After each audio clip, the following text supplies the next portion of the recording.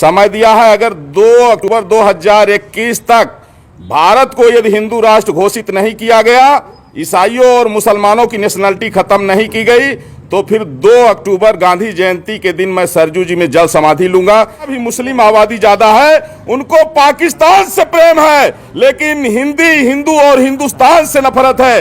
ये हिंदी हिंदू और हिंदुस्तान के वजूद को मिटाना चाहते हैं। पूरे देश में मुसलमानों की नागरिकता समाप्त होनी चाहिए, भारत हिंदू राष्ट्र घोषित होना चाहिए, नहीं तो 13 बार भारत के बंटवारा हो चुका है और अब स्थिति में भारत नहीं है कि फिर से ये बंटवारा झेल सके।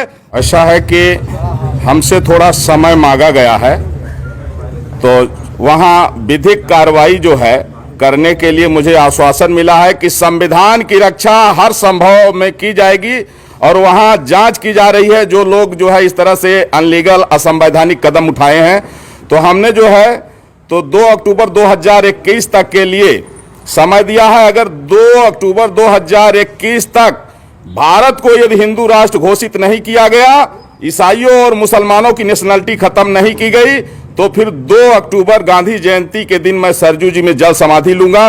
क्योंकि देश का विभाजन हिंदू मुसलमान के नाम पर हुआ है और मुसलमानों ने उस समय जो है कहा कि हम हिंदुओं के साथ नहीं रह सकते हैं, हमको अलग देश चाहिए, और पाकिस्तान बांग्लादेश उनको दिया गया जो मुस्लिम देश घोषित हो गया।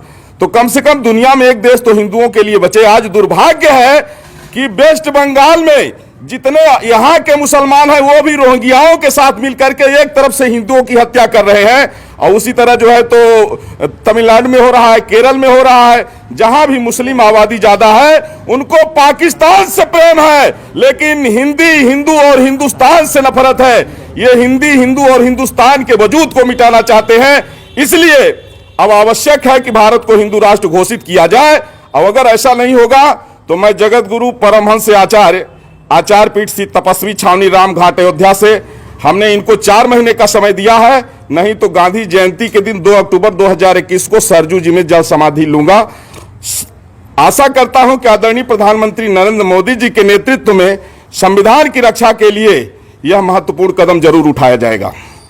कि जब वहां की स्थिति से पता लगा कि जब वहां राज्यपाल महोदय पीड़ितों से मिलने के लिए गए, तो जिस तरह से वहां के मुस्लिम समुदाय ने, रोहिंग्याओं ने उनके साथ में जो बदसलूकी किया, इससे यह पता लग रहा है कि अब पूरे देश में मुसलमानों की नागरिकता समाप्त होनी चाहिए, भारत हिंदू राष्ट्र घोषित होना चाहिए, नहीं तो 13 बार भारत के बंटवारा हो चुका है और अब स्थिति में भारत नहीं है कि फिर से यह बंटवारा झेल सके। तो इसलिए राष्ट्र की एकता और अखंडता के लिए चाहे जान चले जाए, लेकिन मुसलमानों की नागरिकता समाप्त होनी चाहिए, भारत हिंदू राष्ट्र घोषित होना चाहिए, और इसके लिए हमने 4 महीने का समय दिया है। महाराज जी, अगर वो यहां शरणार्थी बन के रहेंगे, जब यहां पार्टीशन नहीं हो रहा था, हिंदुओं ने कहा कि नहीं हम भाई भाई हैं, मिल के रहेंगे, तो उस समय जो है 16 अगस्त 1946 को मुस्लिम लीग ने जिन्ना के कहने पर डायरेक्ट एक्शन डे का फरमान जारी किया, जिसमें कई लाख हिंदुओं, कई लाख सिखों की हत्या हुई थी, जिसको कलकत्ता किलिंग के नाम से जाना जाता है। तो जब वो देश बट गया, धर्म के नाम पर बटा, उनको अलग देश मिल गया, और पाकिस्तान बांग्लादेश में हिंदुओं की नेशनलिटी नहीं है, इसलिए हिंदुस्तान में इनकी नेशनलिटी खत्म होनी चाहिए। अगर इन्हें रहना है तो ये शरणार्थी बन के रहेंगे, लेकिन नागरिक बन के नहीं रहेंगे। सिर्फ केस बुक होगा, उसके बाद कोई इंसाफ नहीं होगा उन लोगों पे। तो ये हमेशा इनकी आदत रही है धोखा देने की, फरेब देने की, और ग्राउंड पर इसका कोई, ना तो मुस्लिम महिलाओं ने, मुसलमानों ने इसको एक्सेप्ट किया है, बल्कि इसको रिजेक्ट किया है। तो ये इसकी हकीकत है। और एजुकेशन के मामले में मुख्तार अब्बास नकवी हो या मोदी सरकार हो, आप डिमांड ड्रिवन स्कॉलरशिप क्यों नहीं करते माइनॉरिटीज की? क्या ड्रॉप आउट रेट नहीं है? क्या कुंडू कमेटी की रिपोर्ट नहीं है? क्या एनएसएसओ का डेटा नहीं है? क्या 2011 का सेंसस नहीं है? सिर्फ धोखा और फरेब और ऑप्टिक्स के लिए किया जाता है सब चीजें। ये सर, मुख्तार अब्बास नकवी ने ये कहा है कि लोग इसको सपोर्ट कर रहे हैं और कुछ क्रिमिनल एक्टिविटीज जो कौन सपोर्ट कर रहे हैं? इस कानून के खिलाफ करोड़ों मुस्लिम महिलाओं ने अपने हाथ से साइन करके भारत के प्रधानमंत्री को कहा कि हम इस तरह के कानून को रिजेक्ट करते हैं।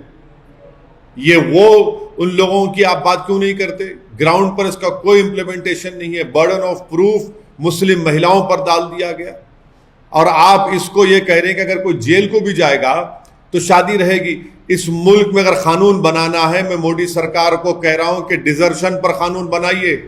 वो मर्द जो अपनी बीवी को शादी भी करते हैं और अपने साथ नहीं रखते, उनको छोड़ देते हैं, डिजर्शन पर कानून बनाइए ना। आप डिजर्शन पर कानून नहीं बनाते, और अगर इस कानून के तहत किसी मुसलमान को सजा होगी तो 3 साल और नॉन मुस्लिम को भी तो 1 साल। क्या कर रहे हैं आप? डेमोनाइज कर रहे हैं पूरी कम्युनिटी को, और मुस्लिम महिलाओं से ये नाइंसाफी और एक्सप्लॉयटेशन और ज्यादा होगा इस कानून के तहत। पर सर मुख्तार अब्बास नकवी ने ये कहा है कि कोविड की वजह से इस बार उतनी बड़ी सेलिब्रेशन नहीं हो रही है, पर तीसरी साल मतलब अगले साल किस बात का सेलिब्रेशन कर रहे हैं? बताइए, आप आपके पास रिकॉर्ड है तो बताइए किस बात का सेलिब्रेशन कर रहे हैं? आप तो एक अनकॉन्स्टिट्यूशनल कानून बनाकर जो राइट टू इक्वालिटी के खिलाफ है और उल्टा बर्डन ऑफ प्रूफ मुस्लिम महिलाओं पर डाल देता है।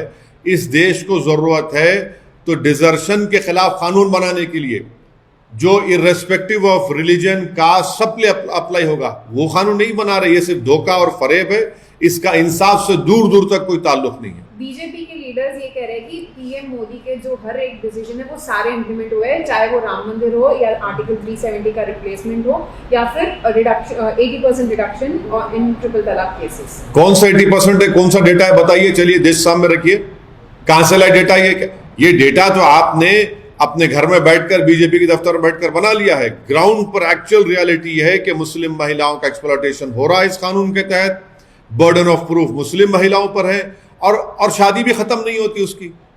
तो ये एम्पावरमेंट अगर मुसलमान और मुसलमान महिलाओं का चाहते हैं तो आप नजीब की मां से इंसाफ करिए, आप जुनैद की मां से इंसाफ करिए, आप पीलू खां के घर वालों से इंसाफ करिए, आप अखलाक के घर वालों से इंसाफ करिए, आप अकबर खां के घर वालों से इंसाफ करिए, अलीमुद्दीन अंसारी के घर वालों से इंसाफ करिए, जिनको गौरक्षकों ने मारा, उन खातिलीन, उन कन्विक्टेड लोगों को बीजेपी के लोग जाकर फूल का माला पिनाते, और आप आकर हमको कह रहे हैं कि आप मुस्लिम महिलाओं से इंसाफ कर रहे हैं। डिमांड ड्रिवन स्कॉलरशिप आप नहीं करते, इलिटरेसी रेट हाई है, कुछ नहीं करते, और आप सिर्फ एक धोखा और फरेब की इनकी हमेशा सियासत रही है, उसी पर बीजेपी चल रही है।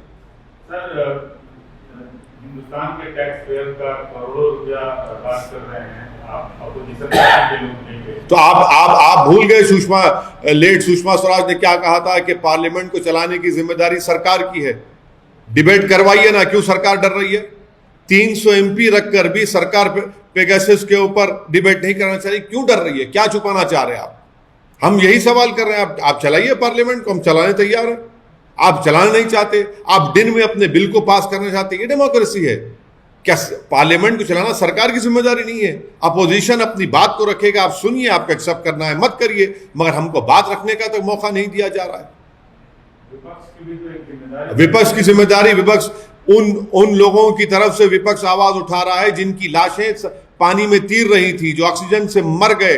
विपक्ष ये चाह रहा है कि भारत में सेकेंड वेव में जो 40 लाख से ज्यादा लोग मर चुके हैं उनके लिए इंसाफ का बात कर रहे हैं, तो सरकार सुनने तैयार नहीं है। विपक्ष ये चाह रहा है कि आप फोन टैप कर रहे हैं उन लोगों का जो आपके खिलाफ है। विपक्ष चाह रहा है कि आपने वो सॉफ्टवेयर लिया नहीं, मैलवेयर लिया नहीं लिया, आपने NSO से खरीदा नहीं खरीदा, आप उसका जवाब देने तैयार नहीं है। क्यों तैयार नहीं है आप इन चीजों का जवाब देने? विपक्ष ये पूछ रहा है कि किसान इतने महीनों से एहतजाज कर रहा है, आप उनकी बात सुनने तैयार नहीं है। तो सरकार सिर्फ खुद जिम्मेदार है। आज पार्लियामेंट अगर नहीं चल रही है तो मोदी सरकार इसकी जिम्मेदार। सर, उत्तर प्रदेश में आपने पहले ये ऐलान किया कि हम चुनाव लड़ेंगे। अभी प्रधानमंत्री से लेकर तमाम बड़े नेताओं, अमित शाह से लेकर तमाम बड़े नेताओं का वहाँ शेड्यूल तय हुआ चुनावी प्रचार के लिए। आपको क्या लगता है कि आप इस तरह से स्टार कैंपेनर पार्टी के उनके जाएंगे क्या? हाँ, बीजेपी की हालत खराब है वहां पर। बीजेपी सेकेंड कोविड वेव को मैनेज नहीं कर पाई, 4 लाख से ज्यादा लोगों की मौत हुई है, ऑक्सीजन नहीं प्रोवाइड कर सके, उनकी गलती की वजह से मेडिकेशन नहीं मिला, नौकरियां जा चुकी हैं, और हेल्थ सेक्टर में तो कुछ हुआ ही नहीं यूपी में। मैंने कल ही आपको बताया कि कितने पोस्ट खाली हैं, और इसीलिए बीजेपी की हालत खराब है। और मुझे यकीन है कि उत्तर प्रदेश के नौजवान, उत्तर प्रदेश की जिम्मेदार तमाम जनता अब की बार इस चुनाव में बीजेपी को इंशाअल्लाह ताला शिकस्त देगी।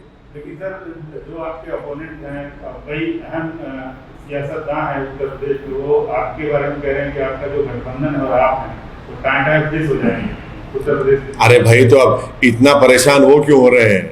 इतने जो भाग भाग के आ रहे हैं, क्यों आ रहे हैं? सब एक एक मंत्री आ रहा है, सब आ रहे हैं। भाई हमारी फिक्र छोड़िए, लैला की फिक्र करना छोड़िए, अपनी फिक्र करिए।